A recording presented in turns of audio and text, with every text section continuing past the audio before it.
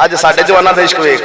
लाहौर शहर के अंदर एक यहूदी का एक फितना होंदा झूठ नूं इन्ना आम कर दो कि सच सुनन ते उन्होंने सच लगे ही ना, झूठ आम करो।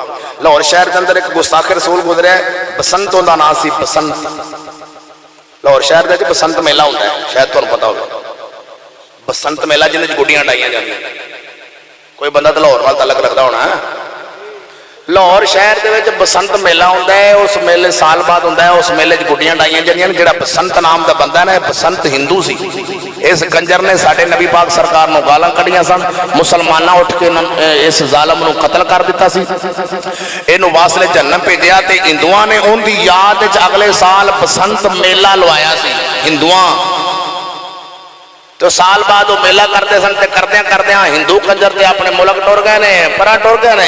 ते सरकार जेडे इत्थों वाले हिंदू सन वो हाली उस हिंदू की याद बना रहे हैं, गुड्डियां उड़ा के, क्योंकि पता ही कोई नहीं। पूछो जी कौन पता ही कोई नहीं।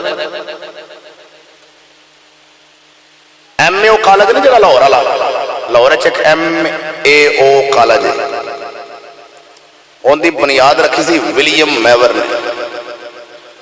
वो अंग्रेज कंजर ऐसा बेईमान सी, वो आंदा सी दो चीज़ां इंसानियत दियां दुश्मन ने, एक मुहम्मद की तलवार ते एक मुहम्मद का कुरान। जी अज उस कॉलेज मुंडा कुड़ी नूं फुल दे देंदा वैलेंटाइन डे वाले दिन, ये लो 1 4 3। जी जी ये रोन वाली गल है, दंद कड्ढण वाली नहीं। हाँ जी मैं धक्के खा के निकलिया तो तुहानूं दस्सण दिया। कोई यूनीवर्सिटी की गल आखे ना कि लुकी साडे कोल, मैनूं नहीं दस आखे भी लुक गई, क्योंकि मैं तो विचों निकल के आया, विचों हो के आया। मैं खुद ग्रेजुएशन किया, विचों निकल के आया विचों। जी हाँ उत्थे जो कुछ होता है तुसीं नहीं जानते। कोई मुसलमान का पुत्र होवे ना, वो अपनी धी नहीं भेजेगा जी। जिंदे अंदर कोई मासा जा जमीर होवे, कोई गैरत होवे, वो अपनी बेटी नहीं भेज सकता उत्थे।